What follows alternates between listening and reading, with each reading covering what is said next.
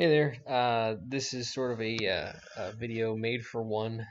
This is for Mr. Joe Rogan. I appreciate the podcast. It gives me something to do on my drive to work every day. I was watching your video with Michael Malice, and you posed a very interesting question in there, and so I thought I might tell you what I know about things that I know. And can't be too explicit, but you'll kind of get the gist when you go through the video here if you're up for it. So, um, but I know how you like to learn stuff, and so I'm hoping that I can shed some light on some things for you, and also maybe entertain you a little bit along the way. So most of my presentations have started with something like this, where really my goal would be to make the world a better place. I'm not one for arguing and fighting and getting all up in a tizzy. I'm more of a fact-based organism, and give me the facts, and then that's that. And no point in arguing unless I actually know what I'm talking about. And if I don't, then I'm certainly always willing to learn. So I always do my best to solve any problems, clear up any confusion on issues, and educating anyone who will listen. Got a YouTube channel, Silence Do Good. If you just type in that name up at the top there into a YouTube search, you'll find my page. So, and as always, I'm hoping I'll bring something new to everybody, and I hope everybody the best and being good to each other. So here's some science lessons. It's going to be a weird presentation. I got a master's degree in molecular and microbiology, doctorate in veterinary medicine. I'm an ordered structural kind of being, and but I kind of got to make this a little bit sideways for things out of my control. So please bear with me. You could pause me and or just mute me and just read through. I'm just going to read through most of this stuff. I might put in a couple pieces of information here and there, but most of it's going to be reading through, and I'll just kind of use my little cursor here to point some things out to make things a little bit easier. But um, so things that I'm about to talk about, number three here is things that are really important, and again, a question that you had brought up personally on your podcast. So if other people end up watching this, I apologize. It's not completely directed towards Joe Rogan, but if you go onto my channel, there's like 0 views or 1 view for any of my videos, despite even putting it up on my businesses Google Posts and stuff like that. In 3 days, I had 277 people read a post, and it was directing them to my YouTube channel, and it didn't get anybody there. It's so strange. So maybe I'm just not meant to make any friends out there. I'm not sure, but anyway, I did say it was going to be weird. So let's get started. Oh, second to last one. If you do happen to go to the the YouTube channel. If you look up some of the COVID stuff, there's one on disinfectants, which I think everybody really should know about, because especially in light of infectious disease, I think that'd be really important for everybody to get a handle on what is out there that's effective and what is safe, and very, very importantly, what is not safe about disinfectants that we currently use. So here we go. Lesson one begins with questions. So what does an N95 mask mean? You said it yourself. What is this? What's going on? What kind of masks? Do they work? Do they not work? Um, so the pore size, the holes microscopically in an N95 mask are 0.3 microns, right? So things can pass through holes. What does the N95 mean? It means 95% of particles larger than 0.3 microns get filtered. So anything bigger than 0.3, 0.4, 0.5, 1 micron, 50 microns, things bigger than that get filtered. But 5% of those things that are still yet larger than 0.3 microns will still make it through. So it's not a perfect filter, it's not a perfect system, but 95% of things at this size will be filtered and the rest will not. So then what happens to the particles that are smaller than 0.3 microns? Okay, so that's the great question. So things in quotation marks, I'm just, acting like a goober here. I want to be sure that I'm using the best, to protect myself and my family. And if WHO and CDC N95 mask will stop COVID-19, then that's what I want. What if I'm using a bandana or a surgical mask or a homemade cloth mask? What about with gaps all around the edges? If I can slip my finger behind it, and the pore size must be bigger than 0.3 microns. Well, they say they're just as good at reducing the spread of COVID-19, so COVID-19 must be bigger than 0.3, right? If any mask is good enough, then why would I need to wear two, right? When that came about. So if any one mask is fine, then shouldn't I be okay? So, but anyway, does anybody actually know how big COVID-19 is? There you go. Okay. So I want to be sure I'm not at greater risk breathing in or out, contracting, spreading illnesses. We should all be wearing masks like forever and ever and like even longer. And if we were not to protect ourselves and each other, I just really don't ever want to get sick. I say that like an annoying turd because that's kind of how I feel sometimes when I read that like that. So here's a question, and you can Google it obviously. How big is the flu virus? Streptococcus or strep throat, monocytogenes, listeria monocytogenes, regular coronavirus, COVID-19. Can somebody look these up? And please let me know. I don't know where to find that kind of information. I'd like to wear a mask that filters everything because I don't want anything to ever get through. It sounds like this N95 mask blocks things bigger than 0.3 microns, but I want ones that get smaller than 0.1 microns. How big is COVID-19? Did I already ask that? I'm like totally freaking out here. All right, so take a minute, pause the video, go check out the answers to that particular question of, there you go. So size 2, size matters, and simple math. So 1 yard is 3 feet. 3 feet is bigger than 1 foot. 0.3 feet is bigger than 0.1 foot. A micron is just a very, very small unit of measure. 0.3 microns is larger than 0.1 microns, 3 times larger as a matter of fact. Imagine the picture to the right here. The white circle is 0.3 microns, the red is 0.1 microns. Okay, I'm just saying that these are just measurements. They're not depicting anything in particular, but this is a 0.3 micron circle and these are 0.1 microns. You can see that 3 of these exactly touching across will fit into that space. You can literally find 5 of these fitting simultaneously through that single 0.3 micron opening or pore. So just like mosquitoes through a holy screen door, those silly red circles will just zip right through it. If you want to cover enough surface area to block all the red circles from passing through the white circle, you need at least 5 in a very specific overlying pattern. Basically, one screen door isn't going to be enough for mosquitoes and gnats from getting into my house, so we need more screen doors if I got big enough holes in my screen, right? So how do I get 5? First one, all right, there's 1, now 2, 3, 4, 5. So now we are actually touching each of those red dots, so at least 5 of these 0.3 micron circles, okay? So that is not what we're talking about. We're talking about only 1 trying to trap a 0.1 micron object. So it would actually take 5 in a very exacting specific pattern. Okay, so 5, we wouldn't get any air into my house if I had 5 screen doors on one hole into my house, and I need air to live. Okay, I know I'm being kind of vague there, but I need air in my house. Let's put that in quotation marks, in order to live. It's kind of like putting air into my lungs. I need it to live, right? So clearly 2 circles wouldn't have done better than 1, but that will let air excuse me, will allow much less air into my house, and I still do need air to live. So again, simple math is 0.3 is larger than 0.1, and that just seems to make more common sense. So easy enough to remember. All right, moving on. So another one, if you want to get crazy with this, again, 0.3, these are 0.1. So what about a random pattern? Again, I'm not really choosing a random pattern, but it's sort of random. What if I overlaid these things on top of each other? 2, 3, 4, 5, 6, 7, 8, 9, 10. Whew, finally. Now, if those were closer together, then obviously it would take more than 10. So it could take fewer than 10. But now we're just getting silly if we're saying that we need to put something, you know, to protect something that is 0.3 microns as a pore to protect us from a 0.1 micron object, we would need many, many, many. And again, the bottom line is 0.3 is still larger than 0.1, and you can't possibly be expected to get air into your house if you have 10 screen doors, let alone 5. All right, so we need air. Pulmonary edema, I just sneak that in there. Okay, I'm going to speak on that in a moment because that's important for what we need to know about what that means. So I'm just going to leave that vague for just a minute. Normally I'm not this ridiculous, but I have to be this ridiculous. Just for this, just so the, anyway, I can't even bother saying it.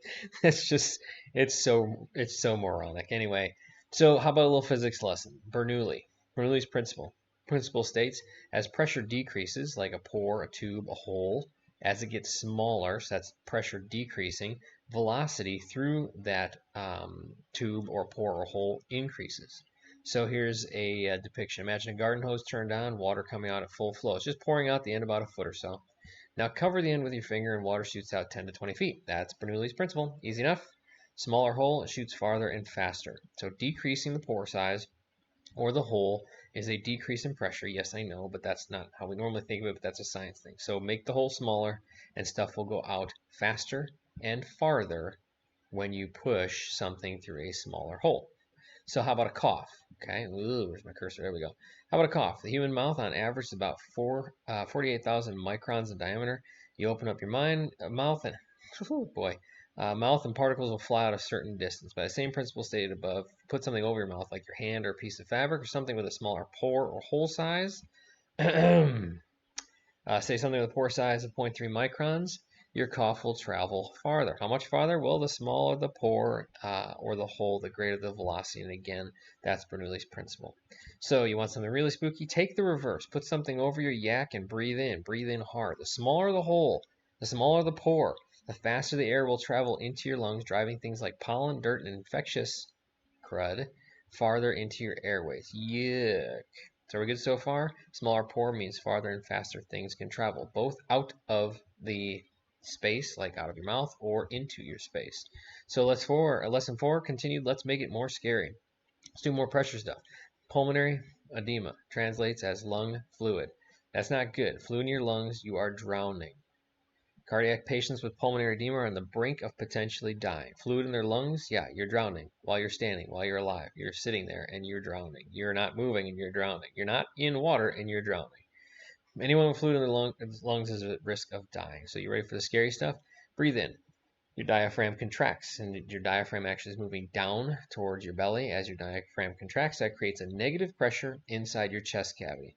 That negative pressure draws air from the outside world into your mouth and or nose. Okay, so diaphragm contracts, negative pressure, air comes in. You inhale repeatedly through too narrow of an opening, maybe a small pore like 0.3 microns, especially under workload conditions like you're working hard. The negative pressure cannot bring air in fast enough to balance the negative pressure. So what happens? You might pull fluid from your blood into your lungs, causing pulmonary edema. So give somebody a very bad cold where they just can't fill their lungs up and they're fighting to get that air in. People with pleuritis, people with pneumonia, you risk them being at risk of pulmonary edema. Put something over their faces and that'll happen as well. Again, I told you I was a doctor of veterinary medicine, so we've seen this in horses where if you recover a horse from anesthesia and their nose is pinned up against the corner of a room, you can actually find them within 2-3 breaths even pulling fluid in from their bloodstream into their lungs. So here's lesson 4 again. Near and dear to me, a close friend of mine, athlete in good health, was suffering from chest pains, fatigue, and other cardiovascular signs. He was not sick. His job's labor intensive with no air conditioning. Early in 2020, he was breathing through a narrowed opening, let's call in quotation marks. Happened to be about 0.3 microns was the pore size of the thing he was wearing on his face. While he was working, he went to the physician, said that his blood markers indicated cardiovascular disease, heart disease. But no other diagnostics showed any problems. I told him about the risks of breathing through this narrowed opening. He told his boss they changed their protocols and the type of device strapped to their face, and within 5 days, he was normal again. So my friend could have died, and he's doing fine now, thankfully. Thankfully, his boss listened to reason, and that was do not breathe hard, especially in against a narrowed opening. So be cautious. So again, near and dear now to Mr. Joe Rogan. So listening to the podcast with Michael Malice. Mr. Rogan said a friend of his recovered from COVID, got the vaccine later, and then developed severe fluid accumulation, also known as edema, but fortunately under the skin, not in his lungs, and on the side of his chest and abdomen, as I believe what the picture showed. Apologize if I don't have all the details correct, but I'm just going off what I know. So he said that his friend said no one could tell him what was going on. Well, allow me to do my best. Our bodies build antibodies. Antibodies called humoral immunity, I apologize, and cellular immunity, to all the diseases that we encounter. Once these antibodies are gone, our bodies will have the memory cells, that is the literal name of these guys. They will only have one job eternally. They are B cells for that matter, and they will always be present in our bodies to build the antibody to protect us from that disease. Most of these cells are found within our lymph nodes or in the spleen. There's other areas too, but that's kind of the two most common areas. Now, if you plug up a lymph node anywhere in any part of your body with cancer, infection, or inflammation, and it doesn't have to be either of the former, but you can have inflammation from a vaccine, a foreign body reaction like I don't know, get something caught in your toe. I work with animals, so I've seen them get pine needles and things like that caught under their skin, and then that creates inflammation. It's not truly infected. It's definitely not cancer. Inflammation. It plugs up the lymph node, or autoimmune disease. Autoimmune disease. That's going to come in handy in just a minute here. So where you're not really infected, your inflammation is against yourself. Okay. Those lymph nodes get plugged, they don't drain, and you get fluid accumulation in that local area. Here's my theory. His friend's body built antibodies and cells to COVID, and then when he had the natural infection, later he got the vaccine, and that possibly stimulated the same memory cells to build antibodies. Lymph nodes responsible got inflamed or congested, and the fluid backed up in regions under his skin. So uh, thoracic lymph nodes, sometimes armpit lymph nodes can be helping drain parts of the body and the skin itself. So if that localized lymph node, it doesn't mean he got a vaccine in his chest or in a particular lymph node, but the inflammation happened and potentially plugged up the lymphatic vessels, and that caused the fluid to accumulate. So once the inflammation goes down, then the sorry, I keep hesitating because my stupid little pointer keeps going away. Once the inflammation subsides, then the lymph node flows again, and then as it flows again, all the fluid deteriorates. So usually not a painful thing, but it is very peculiar because you can put your fingers on it, press on it, and it's called pitting edema, meaning that it leaves a dent or a dimple where you've pushed. So here's my question, by the way, where do you get the vaccine? I'm just curious, was it on the same side as the fluid? Wouldn't have to be. Again, your vaccine reaction can be at a distant site or unrelated, like autoimmune hemolytic anemia, where people are destroying their red blood cells from a vaccine reaction or for some health issue that they've had underlying. So it doesn't have to be at the site, but I would be just curious to know if it was on the same side. And again, I'm not saying that's what happened. I don't know enough about his medical history to know for sure. I am just speculating. So lesson 5, autoimmune disease. Auto, self, immune, antibody. Person develops antibodies to themselves. Rheumatoid arthritis, Crohn's disease, lupus, myocarditis, type 1 diabetes, hypothyroidism, hemolytic anemia, coagulopathy. Okay, maybe you've heard of these terms recently with a lot of people's medical issues going on. So, excuse me, autoimmune disease is a significant thing, and why or how does it happen? The body's looking for bad things all day long, like infections and cancer. The cell's abnormal infected, the body will gobble it up and then pick parts to build antibodies against, and hopefully the parts that it picks is not against yourself. Okay, so even if you have a cancer cell, there's parts of the cancer cell that are okay, parts that are abnormal. So sometimes the body's just doing its best, nips a piece off, makes an antibody against that, and you're on your way to autoimmune disease. So take a piece of the good and display it to the rest of the body and build an antibody, and now you'll start breaking down your own normal tissues. You want the cancer ones dead, you want the infected cells gone, but you sometimes can nip a piece of the good off, and then you've got a big problem on your hands where you're building antibodies to yourself. You don't want to do that on accident. You definitely don't want to do it on purpose. Okay. I don't know how well this hyperlink is going to go, so you might have to pause it and then type it into a search. So anytime I search things, when people say, "Oh, I researched something," type in NIH with it. That will show you research articles, peer-reviewed, blinded studies where we actually have seen people do scientific assessments on these things. So if you're researching something on Google or otherwise, and you're not including NIH and reading a research article, you're not really doing research. You're just kind of reading stuff. But this article might show you something pretty interesting, specifically two paragraphs before the conclusion. So scroll down to find the conclusion, go up 2 paragraphs before that, specifically those 2 paragraphs, and you'll kind of see why and how that relates. So lesson 5 continues. So whether your body develops cancer, you get infected by a bug, or you put something into you, or somebody else puts something into you, creates a reaction, you can accidentally create an autoimmune reaction. And that would be really stupid in my professional opinion. Ask the body to make something bad inside your cells. It's going to be important to realize what I'm talking about here. So to ask your body to build something inside, whoops, don't do that yet. Build something inside of your cells, not just inside of your body, but inside your cells. So if you're talking about vaccines, you normally would inject your body, or you get an injection of something that would just kind of go under your skin. You're not infecting your cells, you're infecting the tissues around your cells, and you're building antibodies in that space and teaching your body how to build antibodies. You are not physically putting this vaccine into your body and saying, hey, individual cells, go ahead and make this thing that is completely foreign to you. So, but don't you think that might be stupid and dangerous to put something in your body that would force your individual cells to make something bad for you? Would you think that's okay if it was going to keep you healthy? Would you still think it's okay if there were other ways to do the same thing but that didn't put you at risk for autoimmune disease or even death? Heard some big pharmaceutical reps say the benefit of this, like particular vaccination or otherwise, outweighs any risk. So I don't know who that was, but you could probably Google the quote and you'd find the person. But anytime somebody says anything that is absolute, like any risk, look, I don't want certain diseases, but I definitely don't want the risk of death if my risk of that disease is probably not going to be death. So I say that person is a moron. All right. So simplified, let's do a little immunology. Okay, let's say you get an infection like the flu, for example, or somebody sticks genetic material into your arm. That's the M. Okay. So even the flu virus attacks your cell, puts its genetic material inside the cell. It tells the thing to make something. It's making more virus particles, let's say. Okay. Normally this thing comes up and gets out of the cell. Then you build this antibody, this little upside down T, build an antibody to that. The body sticks the antibody to it. It then gets gobbled up by what's called a T cell.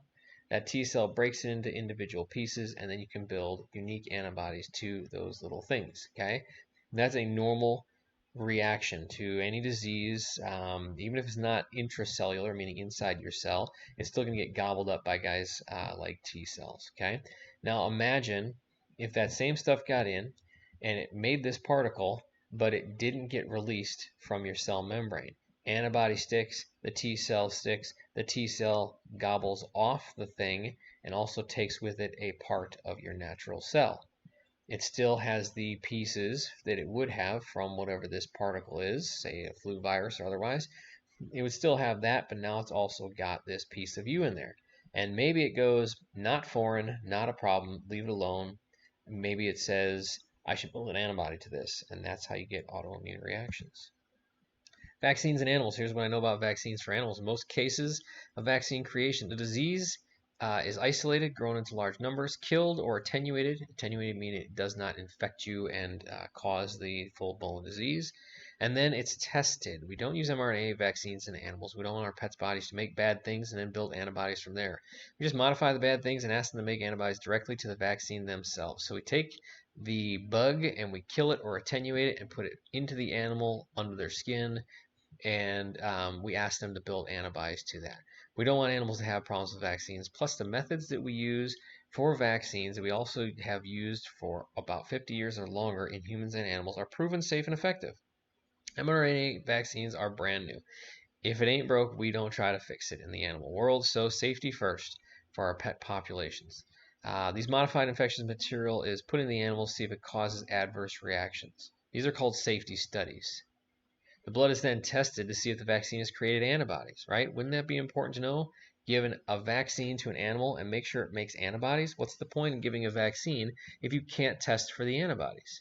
So IgM and IgG are explained in my COVID-5 testing video, so you can go through the YouTube channel and find that if you like.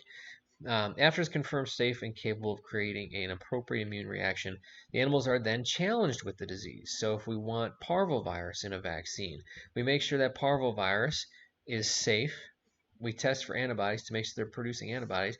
Then we purposely give dogs parvovirus that have been vaccinated, so we challenge them to prove if it offers protection against the disease. That's how clinical studies, not clinical trials, but clinical studies and research works. Rabies, parvo, distemper, leptospira, leukemia, kitty distemper, all were tested this way to ensure the vaccines are safe and animals will be protected from the diseases. These are clinical studies in a controlled research setting, not clinical trials. What is the difference between clinical studies and clinical trials? Clinical studies are the sciencey safety tests to check to see if the safety and antibodies levels are, maybe I'm just reading that too clearly. Safety tests to check for safety and antibody levels. I said safety too many times. We do in animal vaccines. A clinical trial is more of a comparison. It's not really a scientific study where a person or a personal pet would be used as sort of a test subject to see if they have any reactions. If trials did the same things as clinical studies, there wouldn't be a question of protection being afforded by a vaccine or for how long it lasted. If antibody levels are ever tested in clinical trials, it's long after the lay people start arguing if the vaccine is even efficacious and therefore even necessary.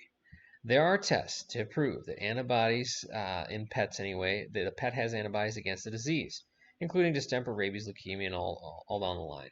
Okay, we could have the same type of test in humans if we wanted. In animals, if a client doesn't want a vaccine for their pet, we can submit a blood sample to test to confirm the protection sought is still present for the disease. If the protection is still there, we still have plenty of blood antibodies. The vaccine is not necessary. Okay, so some people don't want extra vaccines in their pets. I use a 3-year rabies and a 3-year distemper, so I'm vaccinating as infrequently as I possibly can. We don't generally test the blood samples because for our laboratory, it's usually anywhere from $20 to $100 per type of item in the vaccine. So our distemper vaccine has 3 components. Rabies is one, leukemia is one, leptospira is 4.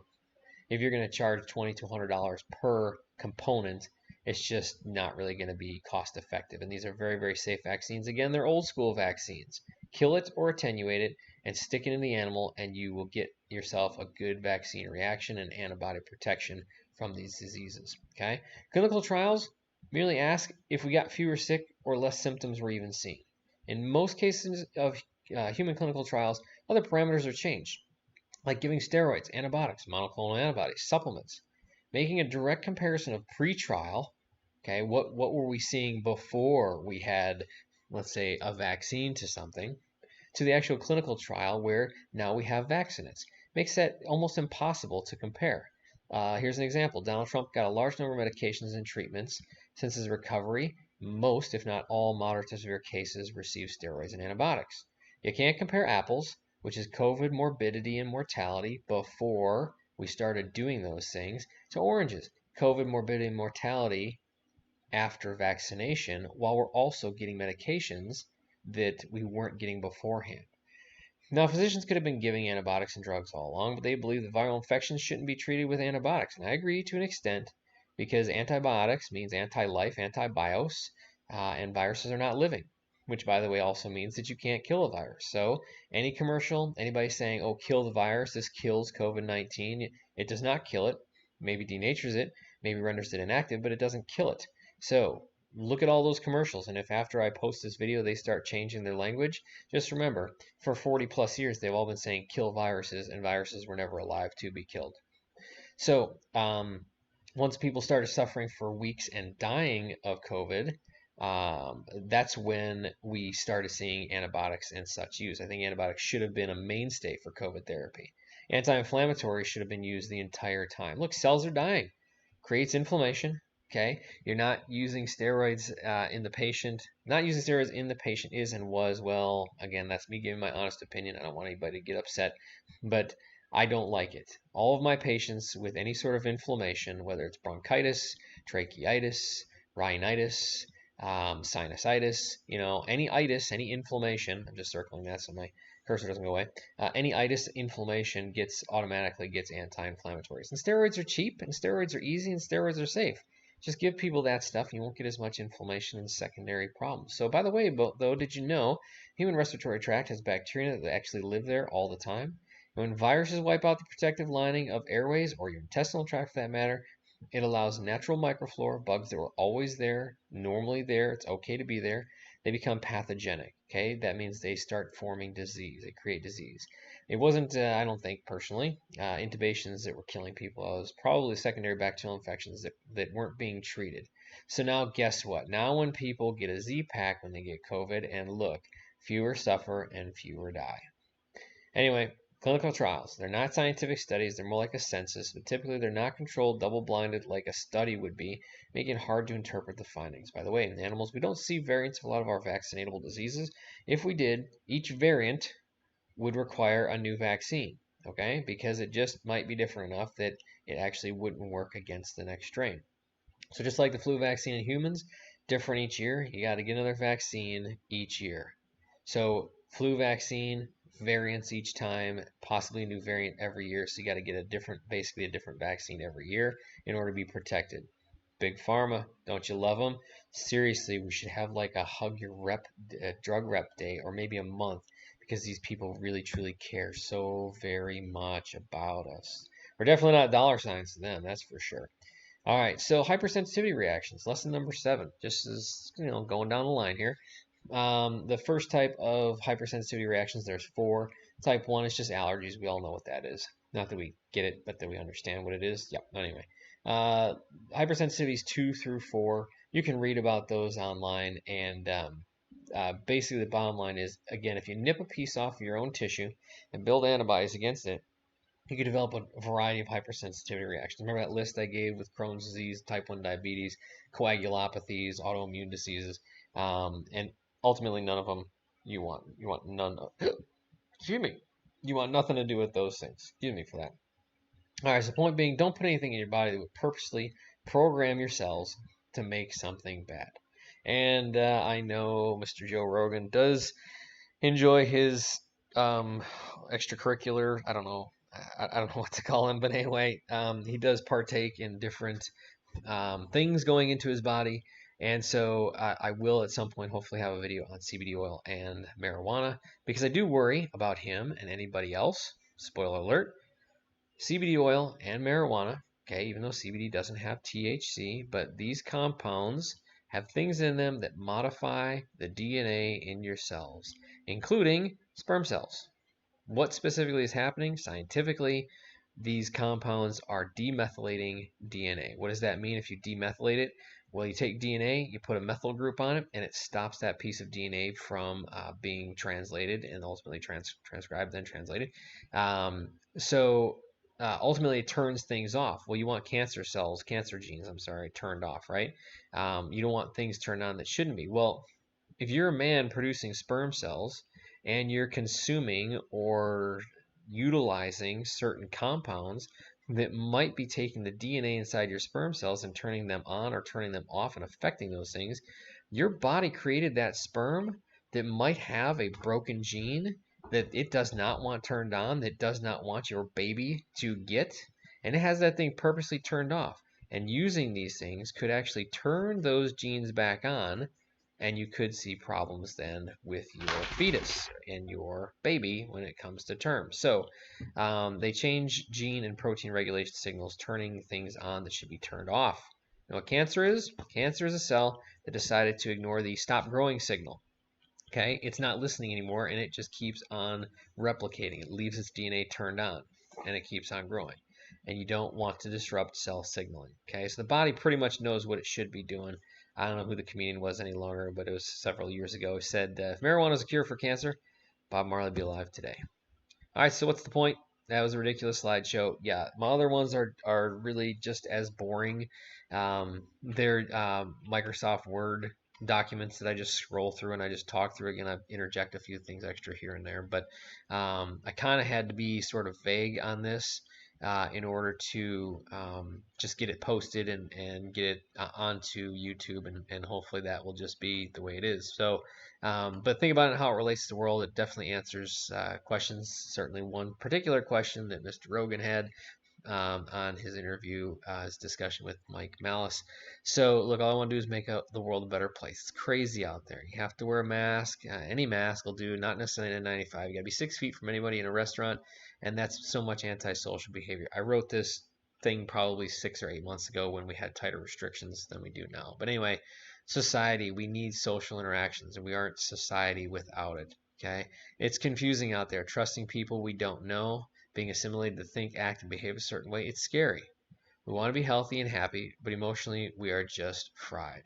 So here I go again. Like I said, I'm totally for wearing masks, social distancing, and all that jazz, like now and forever. I mean, it all totally makes complete sense for sure, especially after listening to this presentation. And I like completely trust the media and the WHO and all the people making decisions, and I know they're like seriously super smart.